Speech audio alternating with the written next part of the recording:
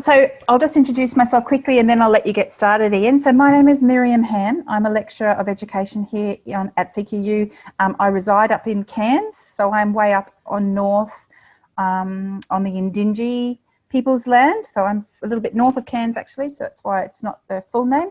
I have had the pleasure of doing a lot of the reviewing of the abstract, so that was really fun to read, everybody. So I'm pretty keen to, you know, been reading of all these words for so long. It's so nice to be able to hear this, you know, meet the people behind that's the words, and also hear the bigger picture, because you can only capture so much, can't you, in that really small abstract that we write. So just some courtesy, you obviously already know, but if you could all mute yourselves.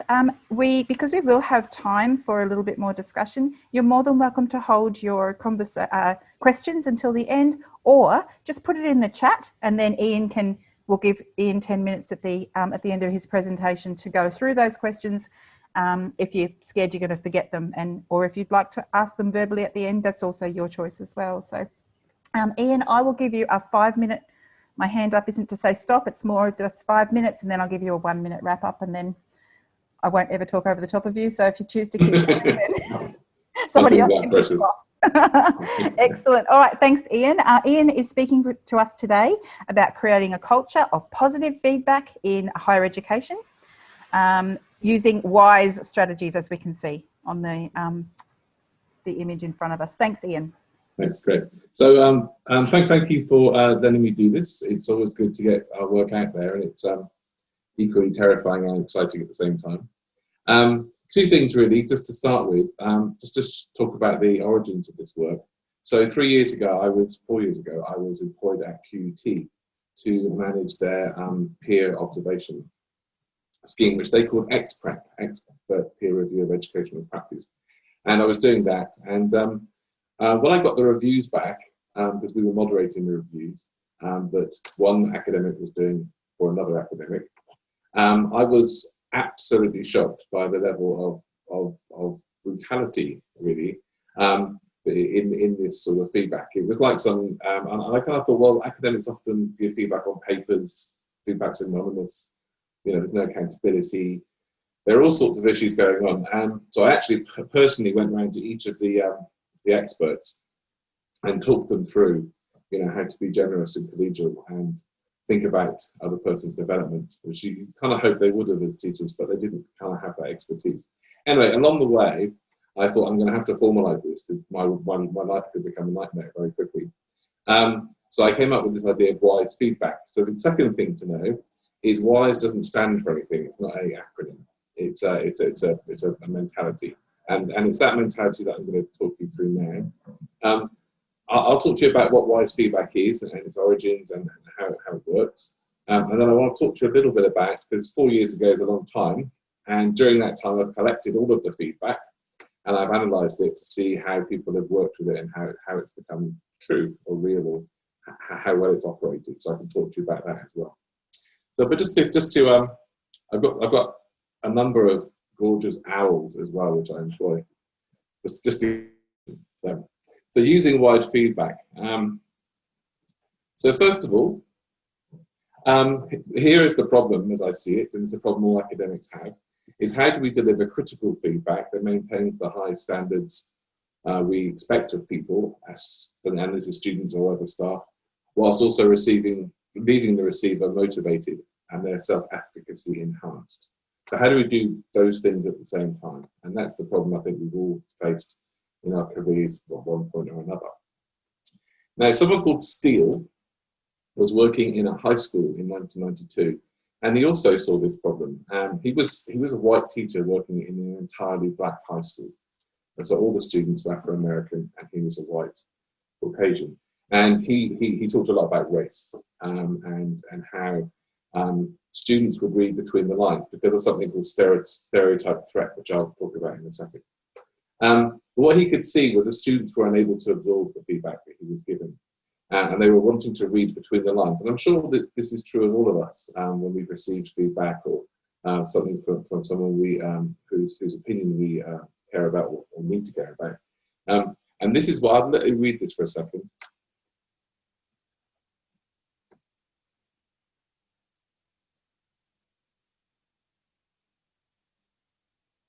So he wanted to devise a system or way of thinking that would allow the students to read this between the lines. So as you can see, I've pointed out a few key words here, potentially. So he wanted them to see beyond where they were and beyond their current skill level and knowledge level and think about what potential they had. And he focused, therefore, on ability. So his whole WISE system was about you might have deficits in that area, but your ability in this area will help you overcome the deficits in the other area. So that's how he devised feedback, and he was wanting to talk to people about the fact that they were coming up against some sort of fierce challenges, and when they didn't succeed, it's because they were trying as opposed to they were failing. So that's the kind of mindset. And it came from, I'm sure any social science people here or educationalists would have heard of Erving Goffman. So it came from Erving Goffman's book on stigma. That's where he got the idea of WISE. So Erving Goffman talks about stigma being the process where a normal identity gets spoiled. So he said people are stigmatized as a verb, but no one really is born with stigma. It's how we treat each other. And he got this actually from the LGBTIQ plus community, although in 1968, I don't think they called it that. Throughout his books, he refers to the homosexual community. And he was talking to that particular group about the type of stigma they were receiving and having to live with. And he noticed that in the phone book, in the community centre he was, next to lots of names was the word WISE. So next to the florist or a GP or a funeral director or a doctor was the word WISE. And he asked them, why? Why have you put that? And the idea was that WISE, they were wise, these people were wise to them. They were wise to their stigmatization, and that community could go to that particular person, get the service they needed. And the quote here is, they will see through the stigma into the humanity of that person.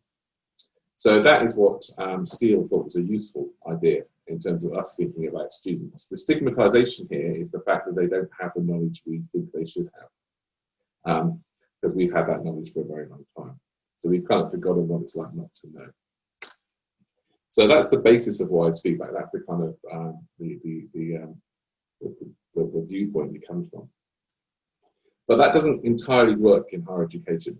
That works it works better anyway in high school or pedagogical education. But the minute you step over into more andragogical ways in tertiary education, it loses some of its strength. So what I thought about was, what do we need then on top of that WISE perspective? What do we need in higher education to help us deliver feedback better? And the first thing I thought was the idea of stereotype threat. So sometimes referred to as internalized oppression. They're both the same thing. So the idea is that all of us will be stigmatized in some way or another. All of us will belong to a particular group. So I'm a sort of rapidly elderly man, getting more elderly by the minute. I'm a gay man, so that gives me another particular identity. And I could, if I wanted to, believe the stereotypes around those people. And that's the threat. So the threat in education is that boys love adventure and outdoor things, and girls love nursing and crafts. That's the threat. If we begin to believe those stereotypes, then it starts to form and constrict and limit our own identities. So Steele was talking about stereotype threat, and that's something I think we should think about in terms of higher education. More prominently, I think, is the idea of imposter syndrome, which I think we've all come up against. It's rife in higher education. Unfortunately, higher education isn't the most welcoming, and we do our best, but people also do their worst at making it the most unwelcome environment. Especially if you've not been there, and maybe if you're first in family. I was first in family. It took me a long time to realise why everyone had doctors on their doors. I thought I was in a hospital. That was, I just didn't belong. I didn't have the cultural help really to help me think that this is somewhere I could really be. So imposter syndrome is a very important thing that we have to think about when we're offering feedback.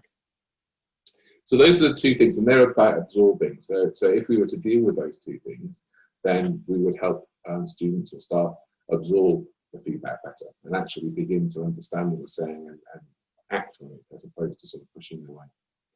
The final thing is about how we construct feedback. So for us, if I've just been through a huge thing of marking, so you have piles of marking, and for me, providing feedback, however much I might be caring and sharing, providing feedback is a task. It's something I have to finish on Thursday afternoon, otherwise the rest of the process won't work. So for me, it's a task involving issue, but it's sometimes easy to forget that for the person receiving that feedback, it's an ego involving issue, and very, very important. A couple of papers actually by Butler in the late 80s talked about that, talked about how receiving feedback can actually help you think or not think about your own level of skill and your own ego around something. So what I've done is put Steele's first idea about whys and seeing into humanity and added on these other bits and come up with this idea of wise feedback, which, as I said, I've been touting around for about 3 years now. And wise feedback, therefore, bases itself on two things. It focuses on abilities, particularly when potentials are constricted within the environments. It focuses on the ability that someone's displaying in their work. And it also focuses on belonging. So wise feedback is feedback which is offered to students or staff that is based on ability, that person's ability, and that person's belonging. So I do think it cracks the code around the hamburger or the sandwich or the Oreo or however you describe it. Feedback where you get a good bit of feedback and you get the difficult feedback and you get good at the end. This isn't about that. This is about an entirely different mindset of how we give people feedback on their abilities. And the idea is that by looking at ability and belonging, that person will A, absorb the feedback you're giving, and B, have enhanced self-efficacy.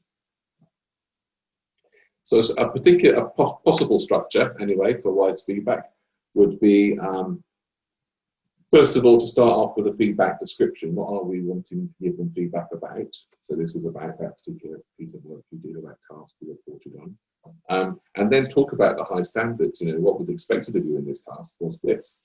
And then think about the deficits, but also when reporting on the deficits, give an assurance of ability and potential. I'm going to give an example in a minute, and you'll see how this works. And finally, some way of promoting belonging.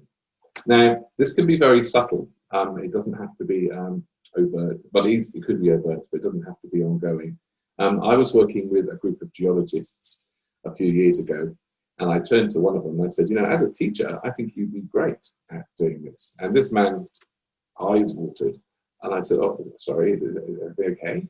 And he said, no one's ever called me a teacher before. I'm a geologist. And I said, well, you've got 300 students. So, you're a teacher, and you have been for a while.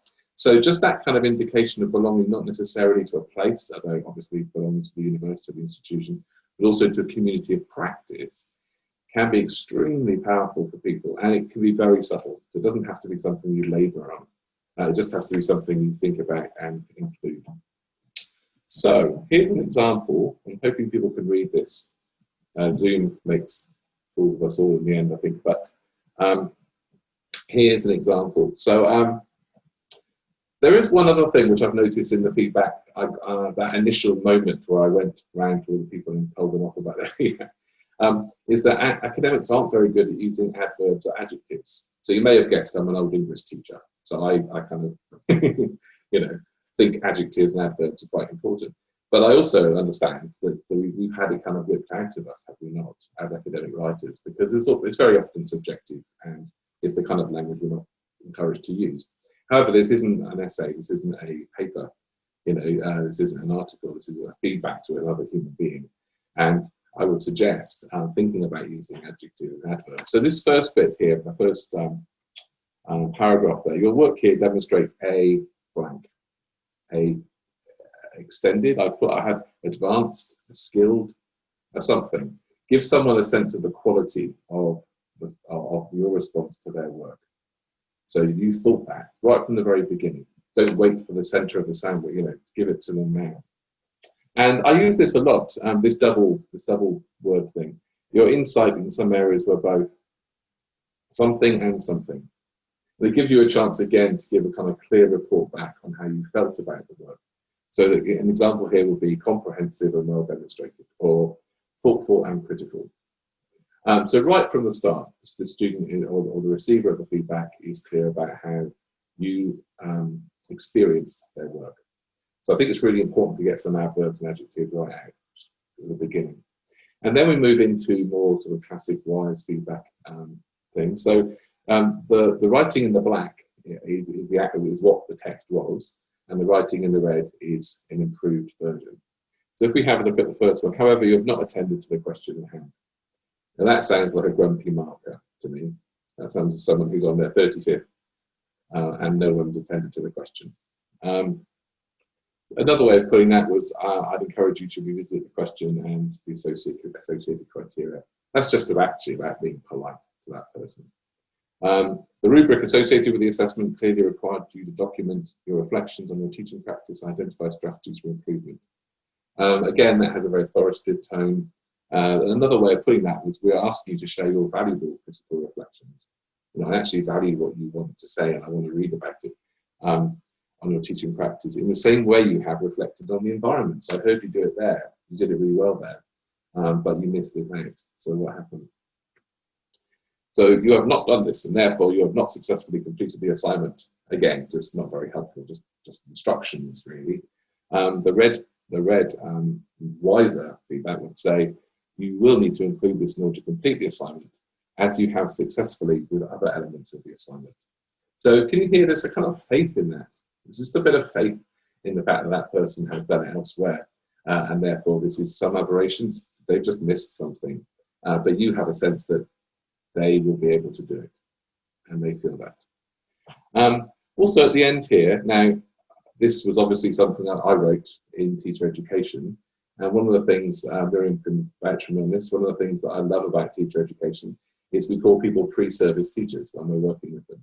So they're in the community, they actually belong. I kept saying to people, I know you're only second year undergrad at uni, but you are a pre-service teacher. So some of the way you think and act and think about yourself has to come around to that. You have to start thinking about your professional identity. But what could you see in there, the kind of sense of belonging that comes from that is really vital. So just to finish off, oh wow, timing's great. That's perfect. To just finish off, final slide, just some feedback tips, really, wise or not. I think we all need to think about how we do feedback. So first of all, when you do feedback, write directly to the receiver, don't write to a third person. You might avoid using the first name, because that can be a little bit too friendly, but it still needs to be formal, but directly to that person. Use clear statements and make sure, we all know our bigs in town, make sure that the statements you use are linked to the criteria, so it makes sense to that person. Use wise feedback principles to promote ability and belonging. So it's a mindset. So if you think about that. And also, as I've already demonstrated, use of adjectives and adverbs and adjectives are really helpful. And remember that idea about ego involving versus task involving. So this is going to mean something to someone when they read this. And it may dictate how they think about what they do in the next 6 months, year. And also remember that your feedback will be read by different people, not just the person. It's very often read by partners, parents, other tutors. So remember, when you are communicating, think about how that would sound to someone else, not just talking to that person. Although you are, it can be read by other people. Okay, done. That's me done. So those are the references. I'm happy to send these slides to anyone who wants them. Just email me, or it might be some other way. And I'm not sure how we'll do questions, but I'm ready for them whenever. What should we do, Miriam? Should we wait to the end, or? No, let's do them now. We've got time. So you finished a little bit early, but like I said, we've got that last person missing. So if you'd like to ask Ian a question now, I'll just make a comment though. First, Ian, thank you so much. That was really super practical and super clear. And it's interesting that you've hit on something that brought to the surface something that I believe for a long time, that, reminding particularly students about their professional identity in the future is incredibly important. So they don't just see the task for a task in and of itself. It's about who they're becoming, which, like you said, is such a better way to approach you know, gives them purpose, etc. Same as, you know, when we were teaching students as well. So thank you for, like I said, bringing that to the surface and making that really clear for me. You're welcome. As a practitioner. Thank you. I'll open it up to everybody else now for questions.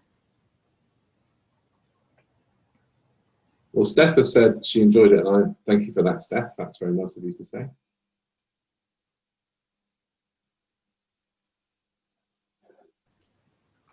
I wouldn't mind just asking if you've seen, because I think now with the COVID and or the online, I'll turn on my video, online teaching. So I'm head of course of the online MBA that we've got, and it's a self-paced course, which means that the feedback is super important, because that's sometimes the only time they actually encounter kind of interaction with the academic. And I think, yeah, have you noticed a big difference for those type of courses, or have you explored that, those that are not face-to-face and they're not actually delivered? They're more... Yeah, I have actually. It wasn't an MBA course, it was a different content, but it's the same thing. And I think it was even more important because these students were incarcerated. So that actually was absolutely the only link they got between the ideas that were emerging for them and the excitement they had around that. Plus also, you know, how do you deal with belonging? I had a long chat to the tutor, because how do you deal with belonging with someone whose freedom is restricted? You know, so very interesting. But yeah, and I think any kind of distance learning is extra important that we spend some time thinking about that, thinking about how to think about someone's abilities in the feedback. I suppose the problem often comes down just to practicalities and time, you know. And often I've done this presentation a number of times internally, trying to get this working within QET and USQ. And the feedback I got was, I just don't have time, and I've got so many hundred people. And I suppose what I put across is this idea that this is actually doesn't take any more time. It's just a mindset. So the mindset is, as you're marking, it's almost, you have to think about this from the minute you start reading or looking at whatever it is you're looking at, and think, you know, rather than look for the deficits and negatively mark and think, oh, that's going to bring them down, you know, or that's going to bring them up, you know, but to actually look at what are the abilities and how could those abilities help rectify some of the problems that they're having, to help them kind of make connection, transfer of learning. So continue, I suppose it's like continuing to teach in the feedback, really, but it is just a mindset, and I think I'm pretty clear, having done it for a long time now, that it doesn't take any more time. Marking's a pain. Marking takes time. You know, it's an investment, but it doesn't take any more time.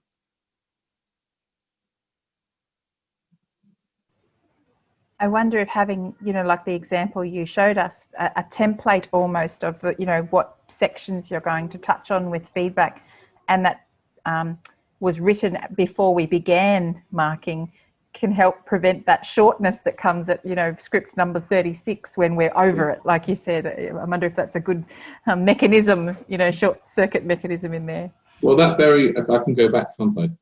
Oh no, we're not sharing it.